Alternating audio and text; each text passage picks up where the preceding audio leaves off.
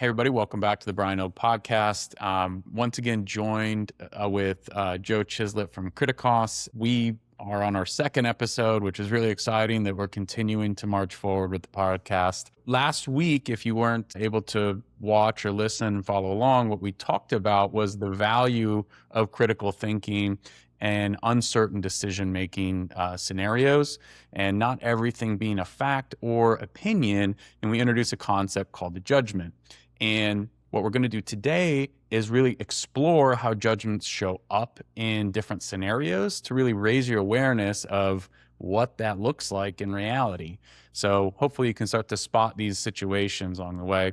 And, just to throw it out there, follow, like, subscribe to the podcast. We are just getting started and looking for more followers. Also, we'll have a link to Joe's website, Kritikos, in the comments, so you can check his website out and see more about what he does.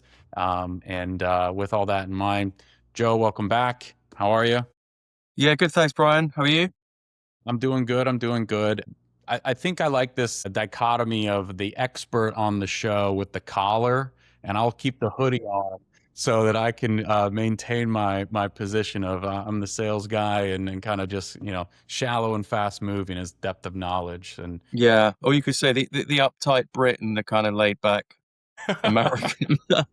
yeah, no, it's a super chill time in the States. So yeah, it's all cool vibes over here. Yeah, I'm really excited to dive in on all this, Joe. We were just kind of doing some prep before, and I know you have a lot of different things you want to dive into and stories. So I just let you kind of jump in with where you want to go, or if you wanted to touch on a couple of topics from last week, just to make sure that they're sharp and everyone's ready to get ready to kind of dive in on the content. Okay, cool. Thanks. Yeah, I think I will just do a try and keep it quick kind of recap of sort of the key ideas just to make the sort of logic flow into what we're going to talk about today. So yeah, we're talking about the sort of value of critical thinking, and I link it up to just an honest account of an honest picture of how our minds actually work, and the fact that we have all these ideas and thoughts kind of flying around and bubbling up, and that we don't really have control over, but we do have control over which ones we take out into the world. And not only do we have sort of the option to to apply that control, but actually we have I was suggesting that we have a duty to do that, really, because to society and to other people, and not just to ourselves, that you don't just go with your first impulse all the time. And I just thought it occurred to me during the week, like a way of illustrating this. By getting into critical thinking, it doesn't mean you don't have these kind of like thoughts yourself. I still don't control what my mind comes up with. And a good way of illustrating it is that when I'm writing my exam questions, some of them are like purely analytical, and it's asking people to identify a conclusion or an assumption that's being made by an argument, which incidentally is it's harder than it sounds, because it's asking you to identify something that isn't actually on the page or on the screen. It's something that needs to be true for the argument to work. So it's an analytical skill, but it's quite high level, and we might at some point we might look at that. But yeah, so there's the purely analytical questions, but then there are also ones which are asking people, say, like, which of the following is a flaw in the above argument. So I have to kind of present them with a flawed argument, but I don't deliberately sit down and write like. Sometimes I do, but often, I don't sit down and I'm going to write a bad argument. What I do is I just write an argument. I write the first argument I think of. Quite often I might just be listening to something on the radio or a podcast or something, and I have a thought and I go, oh, that probably means that. And then I go, oh yeah, that's a clever thought, Joe. And then I go, hang on a minute, is that really, am I really happy with that? Does that really follow? And I realize maybe it doesn't. And then I think, there's my little flawed argument I'm going to give people to try and identify the flaw. So I'm just a way of kind of like illustrating that this is just a natural way of us thinking, is that our minds fire out ideas all the time. And thank God they do, really. We don't want to stop that. That's where all our kind of creativity and possibilities and imagination comes from. But it's just having some sort of sense of product, like quality control of what you actually take out into the world.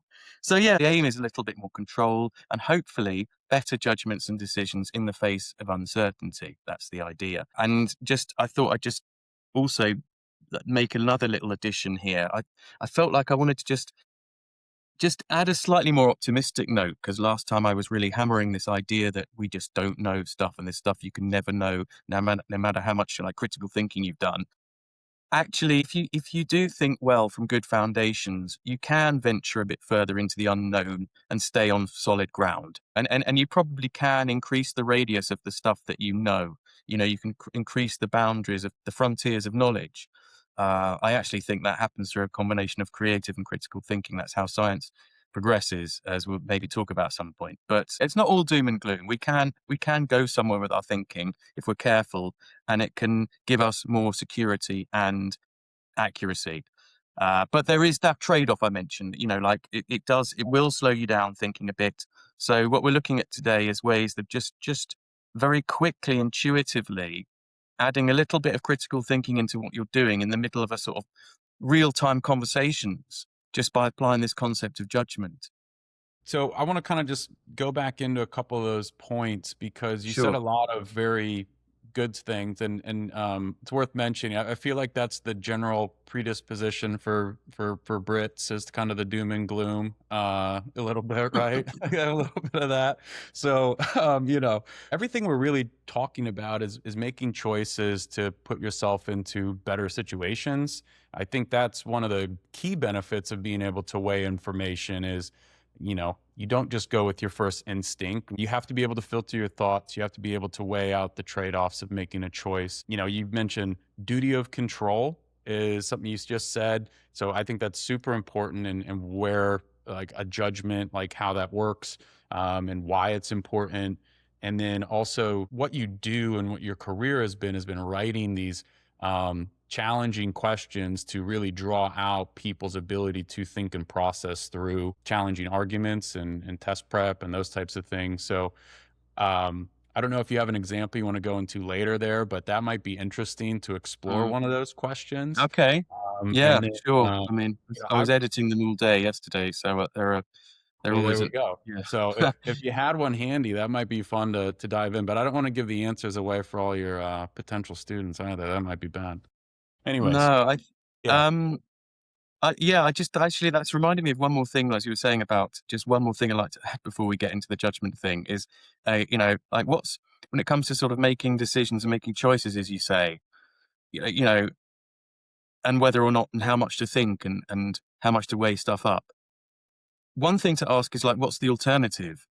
And the Yeah. alternative is just going with your impulse or instinct or intuition.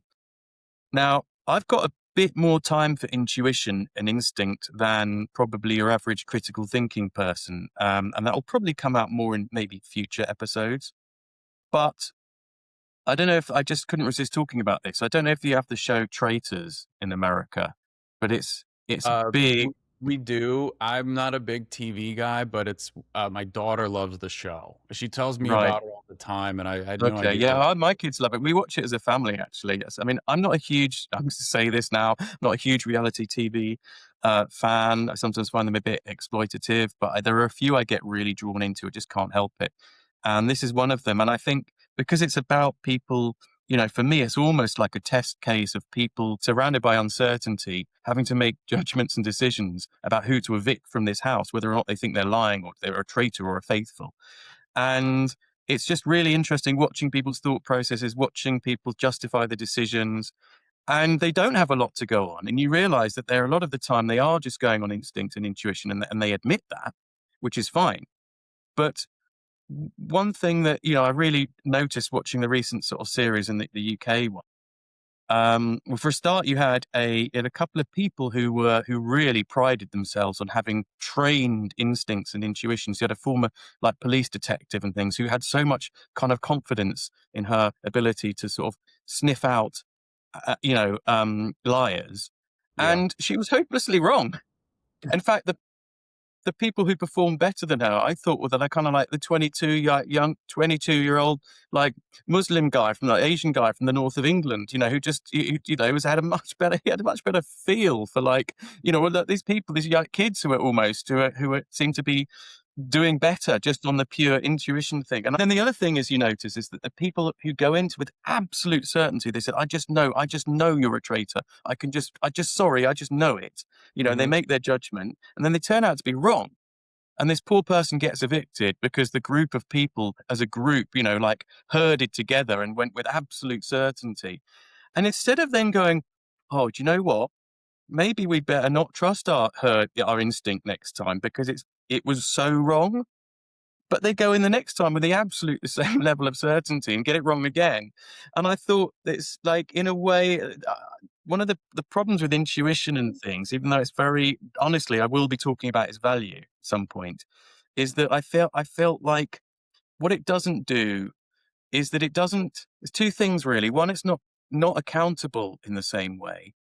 And it, because people just say, well, it was just my gut. I had to go with my gut, right? Sorry, And the other thing is it doesn't really learn in the same way. I thought maybe those two things are connected. The fact that it's not accountable allows it to keep going ahead, making these, and it's not really learning or improving. So, that's people who pride themselves on having strong intuitions and things. Yeah. I'm slightly skeptical of that because I feel like it's, you wonder how much they've really tracked the amount of times they're getting it right, and sort of, and revise that accordingly. Let me Um, jump in real quick on a couple of things. So you mentioned there's, a police officer who's professionally trained in figuring things out and making these calls, and then they're observably worse than just a young person who's, just showing up into the world, we'll call it, in their 20s, right? Um, what do you attribute that to? okay, well there are various kind of explanations for that, and some of them would take a little bit of time to go into. But one answer is simply kind of like I've already given, that you're not. It doesn't learn in the same way. So new experiences don't necessarily, like, you're getting the feedback that you were wrong, but you don't then adjust. And I think that when people get more confident in their role and more confident in their expertise, they can sometimes become almost overconfident in their own instinct and intuition. Yeah. So it doesn't. Um, but yeah, there are more complicated answers that we could explore another time, maybe. Yeah, no, that That makes a lot of answers it. sense. I think people do have sometimes blind confidence that they're right, and despite better immediate evidence and proof, they'll anchor down onto whatever their first instinct was, which kind of goes back to the original point Yeah, of, I think you know, there are, yeah, as we'll talk about another time, there are areas where intuition does get sharper and more accurate with practice and over yeah, time. So yeah. I'm let's leave it excited at to that get for into now. that. I'm excited to get into that topic. So why don't we keep going down, the road of judgment, and Mhm. I know you had a couple of other topics you wanted to kind of introduce, and again, just kind of keep, um, you know, showcasing how judgment shows up beyond reality TV shows. Although I'd like to maybe get on there. But Yeah, that's what makes it such entertaining viewings. So, all right. So, so I felt like we should just sort of explain a bit more about what I mean by judgment, and then sort of apply it a little bit, and maybe take away, sort of extract from it how it's helpful, why it's helping us.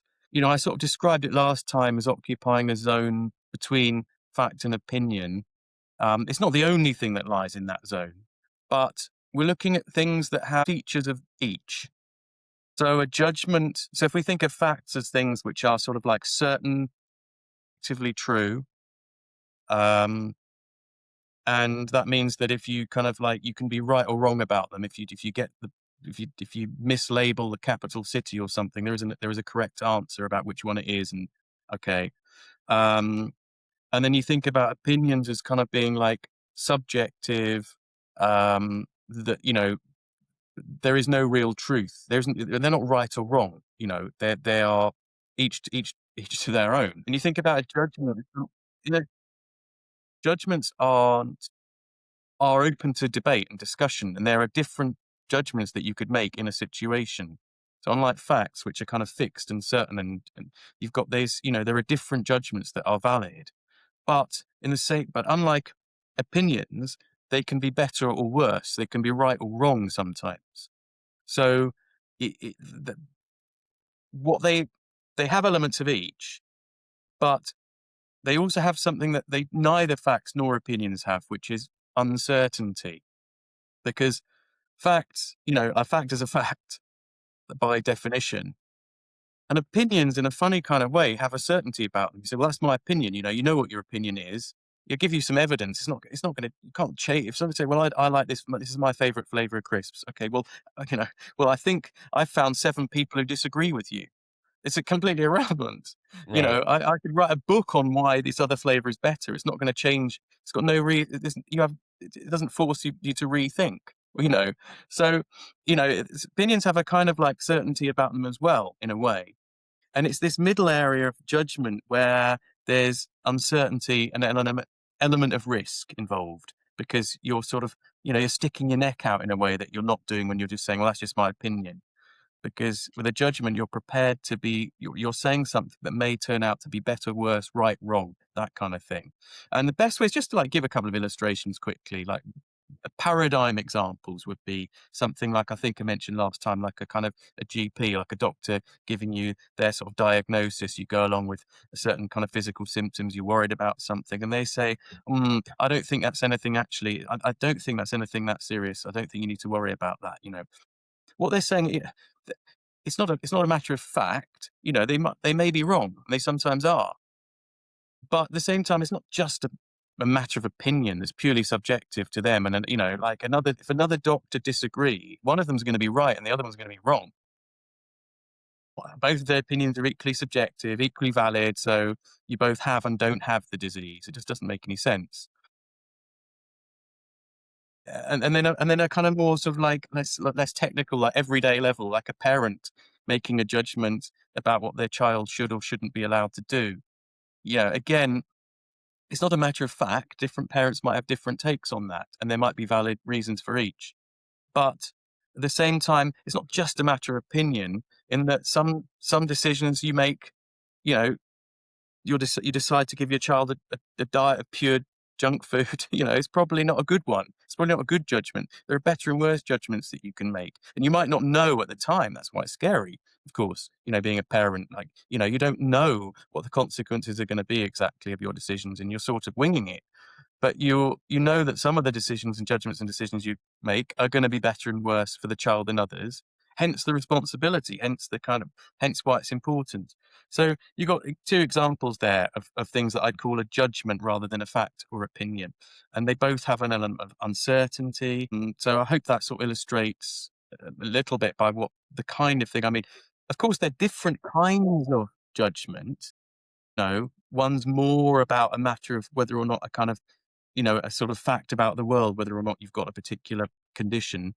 And the other's more about like what's going to enable a child to flourish, or what's a kind of good or bad parenting. So one's got a bit more kind of value judgments going on, but they're both somewhere in that zone of uncertainty.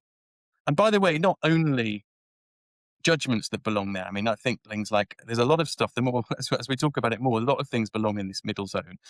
Sort of theories, models, hypotheses, explanations, recommendations, predictions. Um, strategies, proposals. You name it. There's a lot of stuff that's going to go in there.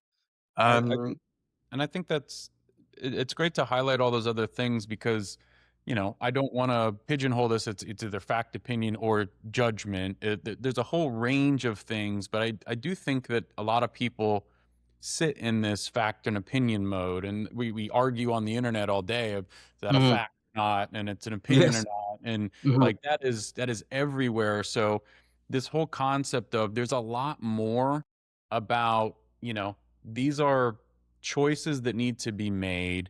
There's different kind of approaches or categories or buckets of what they could be, and those types of structures and how you work through those is, again, kind of what you do day in and day out, helping people learn about this. You've written about it, but I think those are the skills that if you can kind of really be able to systematically weigh out and work through those internally and with the team.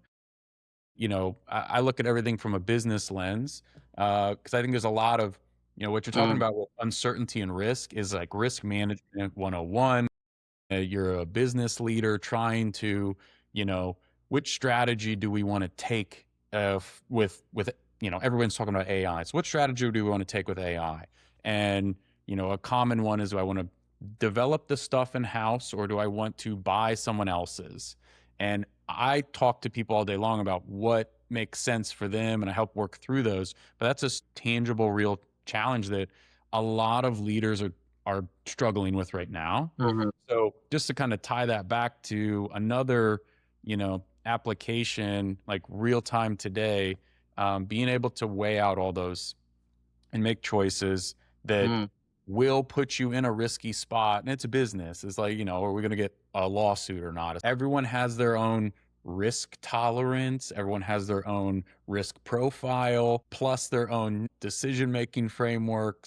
It's a really complex topic, but for me, it always comes back to the person who has to make that choice needs the skills and the mechanics to be able to just properly evaluate what's going on in their world, and they can only see what information they understand, and have access to. So like, you're familiar with those, and like being able to explore all of those and bring those in. So I'll throw that in as yes, and all those other things beyond judgments. Like this is ultimately what we're trying to help get into our listeners and anybody who's watching. Like this is what ultimately these skills translate into from like a career development standpoint and application in your daily life. And you can hopefully take what Joe mentioned and kind of that and be able to, apply it into your own context. I always like to go use cases, but everyone has their own best stuff. So if there's Mm. different topics or anything like that, throw that in the comments. I'm going to be the YouTube guy. I watch my kids watch YouTube all day. So I know that you got to like smash the like button and all that other stuff, Joe. So that's my job here. But anyways, I don't mean to derail you. I mean, you're right to try and sort of link it to people's actual context a bit more. And I thought I'd probably give a business scenario that I sometimes use in like workshops and things to sort of illustrate it a bit more, because because I'm worried that people might be just thinking, oh, what? So what? So basically you're saying that there's difficult stuff I have to do called making decisions. Yeah, I know that. And I know I can't just Google them. I know they're not just things you can just Google. I know that they're more than just or just toss a coin. I've got to put some thought into it, and they might be right or wrong. But I think you've got to start somewhere. My first starting point is recognizing where judgments are taking place a bit more before we look at how to really sort of start sharpening up the judgments we make. Just seeing the world more in terms of judgments, being more alert to where they're going on. And I want to sort of show you, illustrate the example, why I think it's helpful. And like you said at the beginning, like a lot of sort of wasted time arguments on the internet online, a lot of them I think a lot of it could be reduced by not trying to force things into kind of fact and opinion boxes. So here's an example I give. It's a sort of imagined scenario of a salesperson reporting back. And they say, I've just been to see the clients. Basically, they're unanimously in favor of sticking with the current deal. There's no way we can get them to budge. Okay. And that's their report. And I say to people, okay, they've made two statements there, right? If you were going to try and put them in the fact and opinion, if you had to try and put them in the fact and opinion boxes, what people would probably do, what I'd probably do, I guess, is I'd put the first one into that sort of fact box. They were unanimously in favor. That's, something that happened. And then there's no way of getting them to budge. Whoa, that's a bit more like an opinion. That's probably what you'd do if you were thinking with your fact and opinion head on. But you might feel a slight anxiety about that. And you'd be right to, because as we'll see in a minute, I don't think that's the right analysis. What people do in the real world is that in a real-time conversation, you've got to make an instant assessment. And so you end up going, you have to end up going on things like whether you trust this person, how much do you like them? You end up having to go with your instinct. And you probably feel a little bit like, oh, I'm not 100% sure I should trust that, but I've got no choice. I've got to one way or the other. And you either go binary, you either go, yeah, all right, they know what they're talking about, let's go with it. Or don't trust them at all, they're probably lying or mistaken. You know, And what I would say is I hear something like that and I just think, okay, that's your judgment. So if we just sort of revisit the claims. So the second claim, let's start with the second one, that it's going to, it'll be impossible. There's no way we're going to get them to budge. That's the one which we thought, hang on, like opinion, you don't know that. Yeah, he doesn't know that because it's about the future and people don't know the future. But it's calling it an opinion isn't quite right, because either it's going to be true or not. You could test it and you could find out, and you persevere and they don't budge, in which case it was the correct prediction. Or will you try a bit harder and they do budge, in which case it turned out to be wrong? So it's not just a matter of opinion whether or not they'll budge or not. In fact, because it's a claim about the future, we'd be better off calling it a prediction.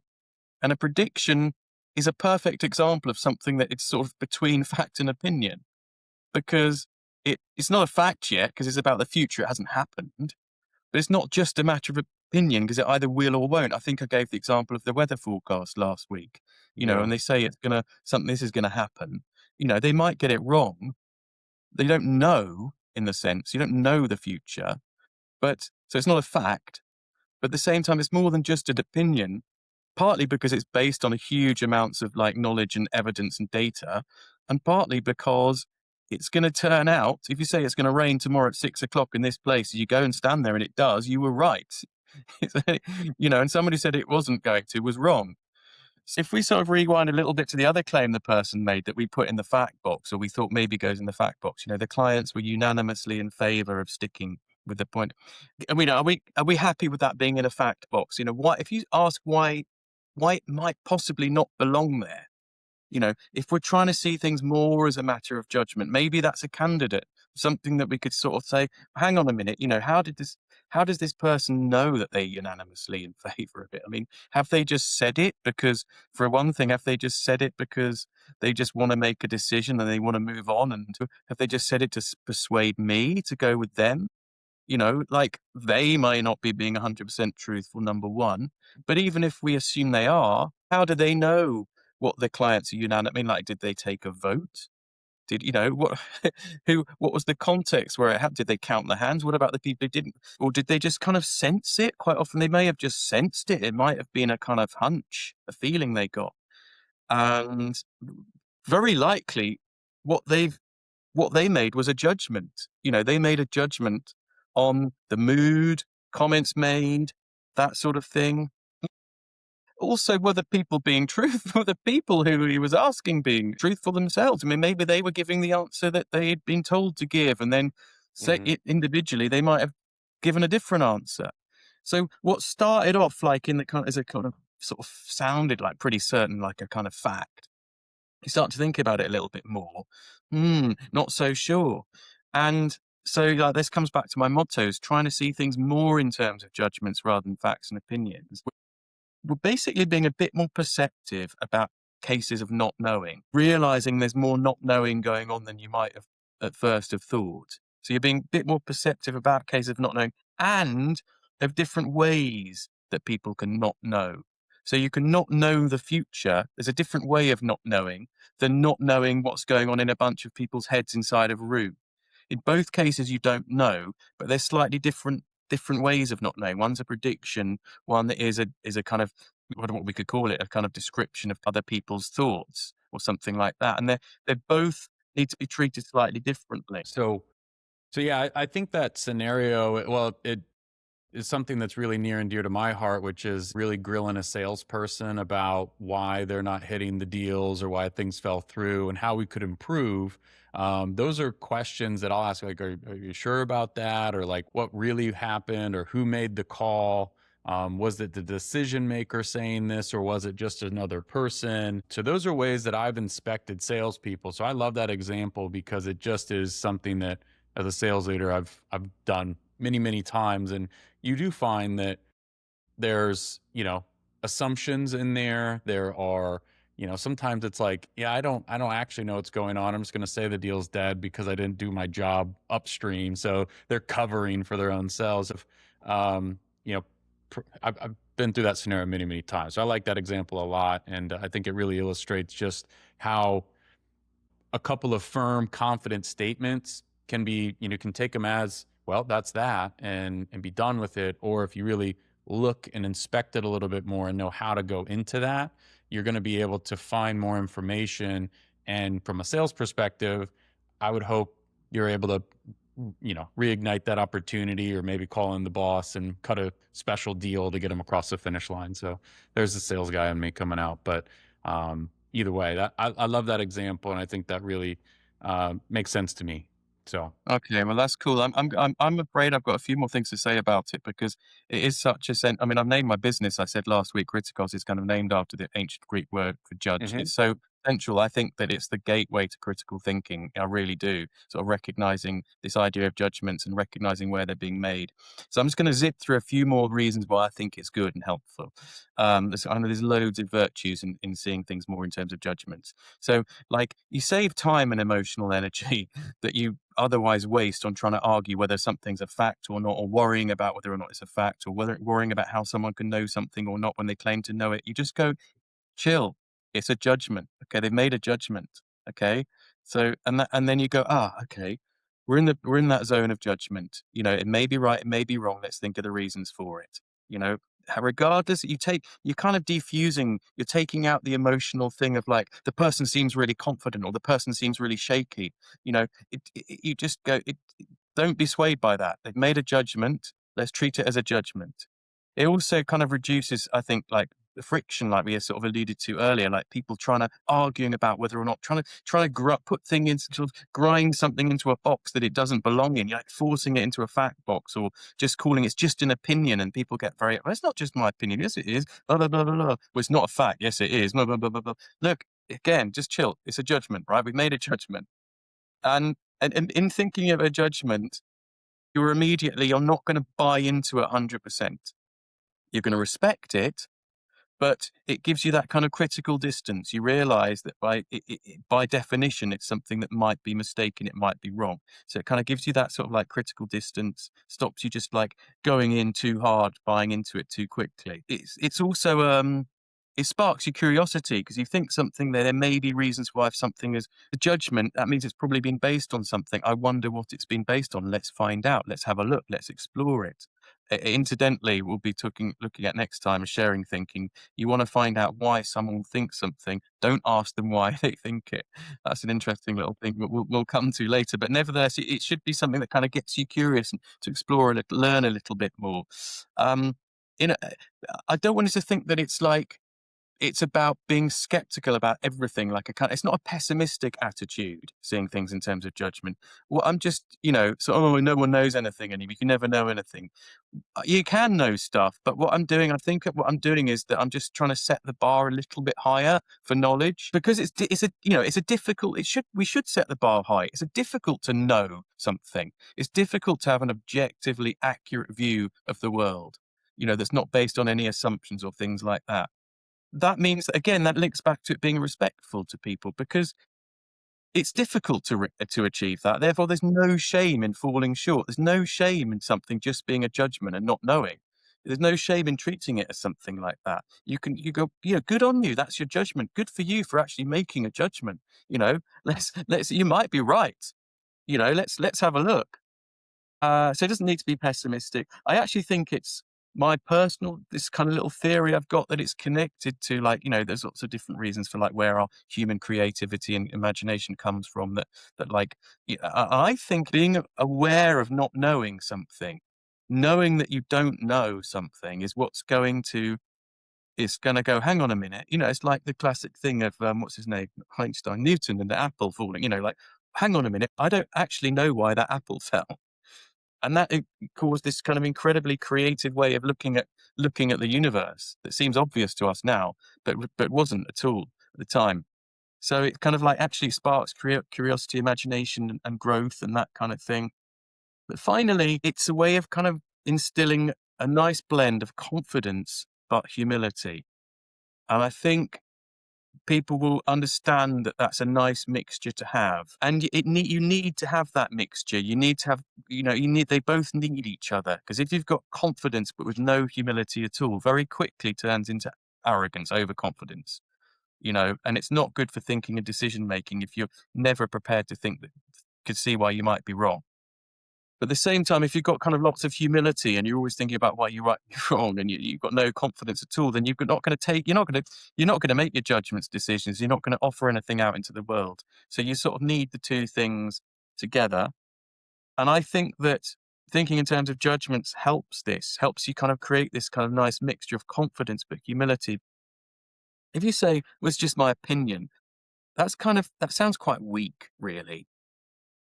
And I think that whereas if you say, look, this is my judgment, this is the judgment I'd like to make here.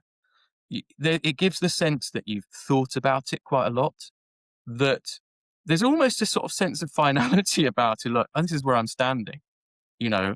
And so I think as a kind of leader, it's a good language to use. But you're also conceding that you're fallible. It's a judgment. You're not saying that you know. So you're admitting implicitly, you're admitting that there's a possibility that you're wrong.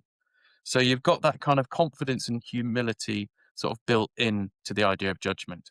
Let me get one piece on that, because I think from a leader's perspective on this last point of, listen, this is the information I have, this is the choice I've made, the judgment I've made.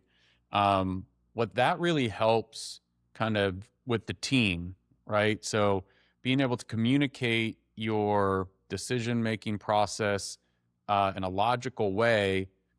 They may not agree with you, however, they understand how you got to where you are, and they can at least, they're not like left guessing what's going on. They're like, okay, the person may have made a lot of dumb choices to get there, but like I understand the chain of logic.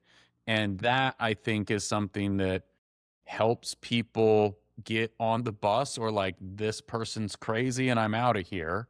But the alternate is like, they're just like, this is my choice and you don't need to know why I made my choice. It's almost like a parent, it's a hierarchical thing where so I, I'm not going to dive in on that, but there's certainly benefit for being able to just communicate your decision making process to people around you. That really helps them see the world from your perspective. And I think that helps from the trust component and the certainty Mm. component. And yeah, as long as we get to the same outcome, and I think that's really important in all decisions, like what outcome are we trying to achieve is like another component of this, that I always boil back to. People can see the path there, that's helpful. So leader training there, that's free stuff for people. Well, that's yeah, and I think that's like the point about communicating your sort of reasoning and thinking and making it something that, people are more likely to sort of hopefully get on board with it, but at least sort of accept. I think that leads into the kind of final point I was going to make, which is a segue to next time, which is this idea that seeing things in, which I think I sort of mentioned last time, but this idea that seeing things more in terms of judgments, let's say, not purely in terms of judgment, but a bit more in terms of judgments, less just everything as facts or opinions, is actually good for sharing thinking as well, because like I said, the more you see things in terms of judgment, the less judgmental you become, because the less you see things as absolutes, black and whites, right and wrong. What does it mean in practice? Like, I don't set out to do this, but in practice, it tends to mean that you're taking things more out of the fact box and putting them into the judgment things. A lot of things that masquerade or are presented as being facts, you end up relegating them a little bit to us for some reason or another. There's something about it that's not quite so certain. But you also end up elevating opinions a little bit more. You're respecting them a little bit more because, you're encouraging people to think, like, if you think that's an opinion, just an opinion, okay, if we treat it as a judgment, we're giving the person respect because we're thinking that they've actually got reasons for it. They might be right and I might be wrong. And so, in practice, that's I think what it means a little bit. The fact and opinion boxes shrink a little. They still exist. They shrink a little bit. The judgment zone grows and probably, for different reasons, you could think of it as facts being relegated to, but it helped do that process helps our communicating, as if we accept that there's a more of a grey area in between, that when someone says something that seems completely wrong, rather than just saying that's crazy, you're stupid, that's wrong, think, well, actually, it's a matter of judgment. They've probably got their reasons. It seems crazy, but I don't know what their reasons are. Let's find out what they are.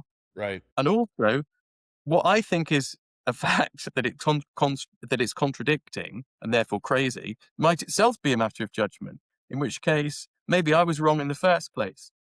Hopefully, well, I say hopefully. I'm just trying not to sound too like conceited, but it does help with conversation and dialogue. Trust me.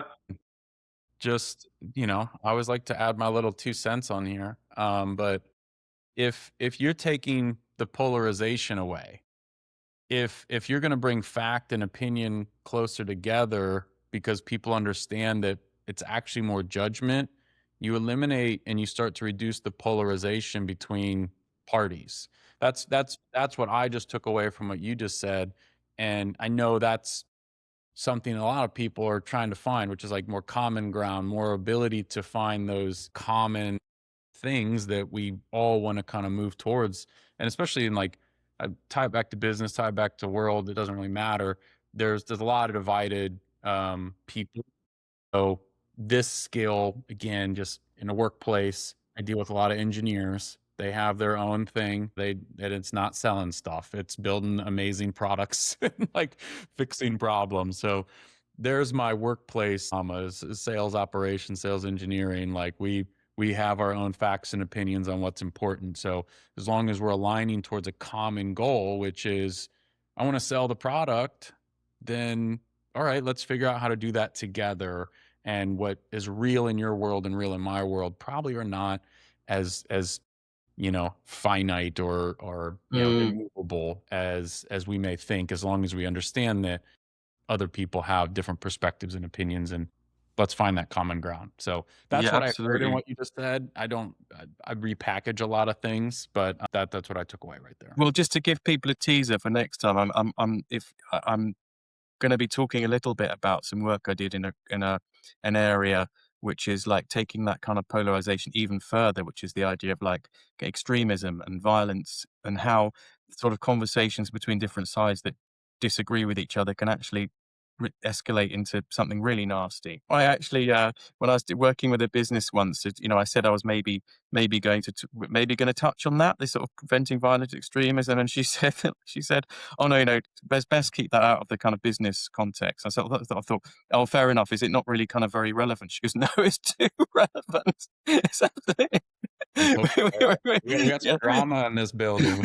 So yeah, but you're absolutely right. A lot of this stuff has been inspired by that work I did and Right. how to kind of like de-escalate things. But without things just getting all wishy-washy and just saying, well, that's your opinion, that's my opinion. Let's agree to differ. Because in the real world, we actually have to make decisions and we have to come together and we have to align and we have to move forward. And sometimes someone does have to admit if they're wrong and stuff like that. And so we'll be looking at how you do that in ways without it getting nasty. I So love that. yeah, But, I'll have a lot of little sidebar comments on that too, because okay. I've I done a look lot forward of to it. customer service in my life, and that is a place where you're constantly in conflict and combative situations. So I'm really excited about that because I think that helps you deal with frustrated people generally. That skill. I'm really excited to get into that. So this was an awesome episode. We covered a ton of ground. I think judgment and all the other potential things between fact and opinion are so relevant. There's so many different, ways to consider how they show up. We covered a bunch of different ones in here, but if you have other topics that you want us to cover on that or examples, what I'll invite you to do is drop them in the comments. You can also just go to Joe's website, which will be down in the comments. So check that out and reach out to Joe, ask him questions. This is what he does day in and day out. You can also talk to me, the sales guy who doesn't work for Joe. We just again met on LinkedIn, and I think what he does is important. I'm happy to share my opinion, but Joe's the expert. He's able to actually teach you how to work through this. He's the shortcut. So with all that, thanks for watching or listening wherever you're getting the information, and make sure to follow, like, subscribe, and share. And that's Brian Ode Podcast episode 2. Thanks, Joe.